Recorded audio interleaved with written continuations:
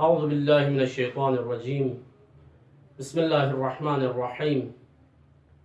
وبہ نستعین وهو خیر ناصر ومعین وصلی اللہ علی سیدنا محمد وآلہ الطیبین الطاہرین۔ محترم و مکرم ناظرین کرام، ماہ مبارک رمضان کی 18ویں دن کے دعا کی شرح کے ساتھ آپ مومنین کی خدمت کے لیے حاضر ہوا ہوں کہ آج کے دن ہم اس دعا میں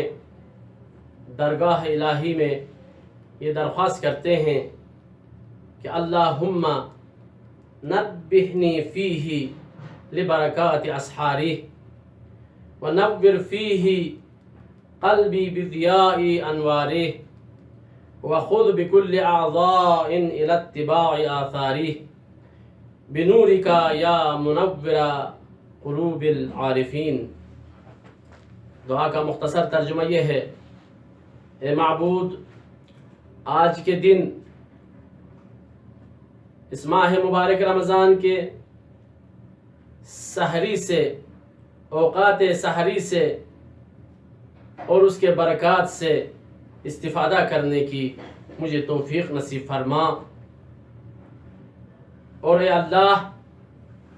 تیرے انوار کی نور سے میرے دل کو منور فرما، اور اے اللہ میرے اعضاء و جوارح کو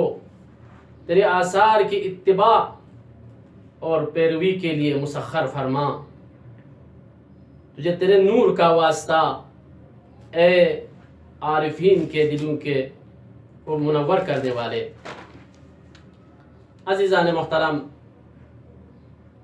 اس دعا کے اندر ہم 3 چیزیں درگاہ الہی سے مانگتے ہیں۔ سب سے پہلی چیز جو سب سے زیادہ مہم ہے اور آپ اور میری معنوی زندگی کی پیش رفت کے لیے بہت ضروری ہے، آپ اور میری روح کی طاقت کے لیے، آپ اور میری ایمان کی طاقت کے لیے بہت ضروری ہے، وہ یہ ہے کہ ہم درگاہ الہی سے دعا کرتے ہیں: پروردگارا، ماہ مبارک رمضان کے سحری کے وقت جو تیری طرف سے برکات نازل ہو رہی ہیں، ان برکات سے استفادہ کرنے کی توفیق دے۔ عزیزان محترم، روایات کے اندر بہت تاکید ہو گئی ہے کہ ماہ مبارک رمضان کے سحری کے وقت دعا کرنے کا یہ وقت بہت فضیلت والا وقت ہے، بہت عظیم لحظہ اور لمحہ ہے کہ ہم اس وقت سے کمال استفادہ کر سکتے ہیں، فائدہ اٹھا سکتے ہیں۔ اسی لیے تو آپ جب دیکھتے ہیں تو مختلف قسم کی متعدد دعائیں اس ماہ مبارک رمضان میں سحری کے وقت پڑھنے کی تاکید ہو گئی ہے۔ ان میں سے سب سے پہلی دعا دعائے سحر کے نام سے معروف ہے۔ دوسری دعا دعائے ابو حمزہ سمالی جو امام سجاد علیہ السلام سے نقل ہوئی ہے، اور اسی طرح قراءت قرآن، یعنی قرآن کی تلاوت کرنے کا سحری کے وقت بہت تاکید ہو گئی ہے۔ یہ چیزیں، یہ دعائیں باعث بنتی ہیں کہ آپ اور میری زندگی متبرک ہو، بابرکت ہو۔ انسان اس ماہ مبارک میں سحری کے وقت بیدار ہو جائے، سحری کھائے، یہ خود ایک عبادت ہے سحری کھانا، اور سحری کھانے کے بعد یا اس سے پہلے اپنے خالق سے مناجات کرے، دعائے سحر پڑھے، دعائے ابو حمزہ سمالی پڑھے، اور خداوند عالم کا کلام، پاک کلام قرآن کریم کی تلاوت کرے، اور خصوصاً نماز شب، راتوں کو پڑھی جانے والی وہ مخصوص نماز کہ جس کی بہت تاکید کی گئی ہے، اس کو پڑھے تو واقعاً وہ انسان ماہ مبارک رمضان کے برکات سے مالا مال ہو سکتا ہے اور اس سے وہ استفادہ کر سکتا ہے۔ تو اس دعا میں ہم درگاہ الہی سے ہی دعا کرتے ہیں، پروردگارا اس ماہ مبارک کے سحری کے اوقات سے، وقت سے فائدہ اٹھانے کی ہمیں توفیق دے، دعا پڑھنے کی، تلاوت قرآن کریم کرنے کی، نماز شب پڑھنے کی ہمیں توفیق دے۔ دوسری چیز عزیزان محترم جو ہم اس دعا میں پڑھتے ہیں، درگاہ الہی سے دعا کرتے ہیں، وہ یہ ہے اللہ تیرے انوار کے نور کے ذریعے سے میرے دل کو منور فرما۔ دیکھیں عزیزان محترم، انوار الہی کیا ہے؟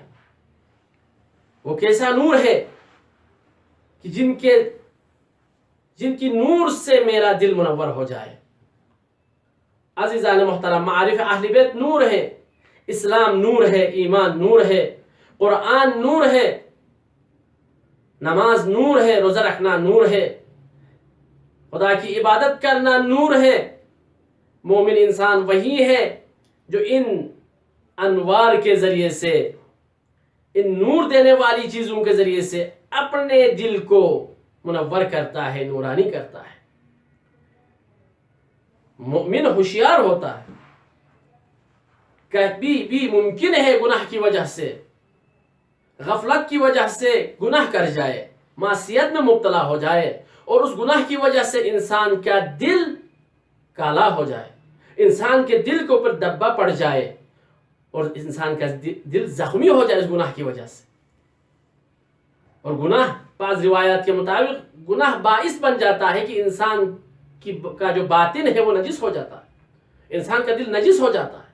اور اس کے لیے بہترین دوا جو ہے نا وہ کیا ہے؟ دعائیں ہیں،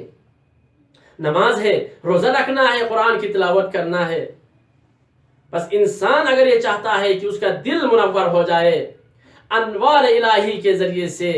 اس انسان کو چاہیے کہ اس مبارک مہینے میں خوب استفادہ کرے، قرآن کی تلاوت کرے، نماز پڑھے، روزہ رکھے،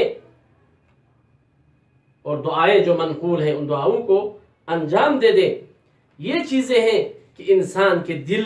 ان چیزوں کی وجہ سے منور ہو سکتا ہے۔ تو عزیزان محترم، اس دعا کے اندر ہم اللہ کی ذات سے یہی چاہتے ہیں کہ اللہ ہمارے دلوں کو منور فرمائے۔ اور تیسری چیز جو ہم درگاہ الہی سے مانگتے ہیں وہ یہ ہے کہ اے اللہ مجھے توفیق دے کہ اس مہینے میں میرے تمام اعضاء و جوارح تیری آثار کی اتباع کریں، تیری اتباع کریں، تیری اطاعت کریں، میرے ہاتھ پاؤں، میری آنکھ، میرے تمام اعضاء سے تیری رضایت والی چیزیں صادر ہو جائیں۔ میں اپنے ہاتھ کو تیری رضا کے لیے استعمال کروں، اپنے پاؤں کو تیری رضا کے لیے استعمال کروں، میرا اٹھنا بیٹھنا تیرے لیے ہو، میری آنکھ تیرے لیے ہو، میرا کان تیرے لیے ہو، جتنے بھی مجھے جو نعمتیں دی ہیں اعضاء و جوارح کے، وہ تمام کے تمام تیری اتباع کے لیے اور تیری اطاعت کے لیے ہوں۔ اسی لیے تو یہ معصوم کا قول ہے، اس ماہ رمضان میں اگر روزہ رکھنا چاہتے ہو،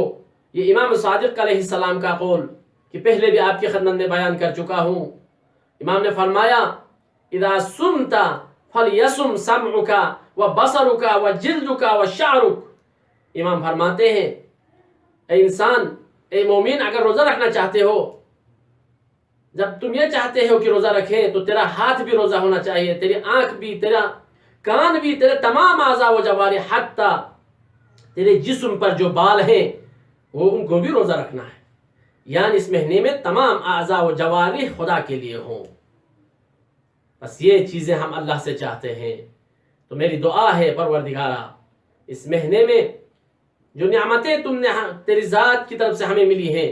ان تمام نعمتوں کو، خصوصاً اعضاء و جوارح کو تیری رضایت کے لیے اور تیری اتباع میں صرف کرنے کی ہم سب کو توفیق عنایت فرمائے۔ والسلام علیکم ورحمۃ اللہ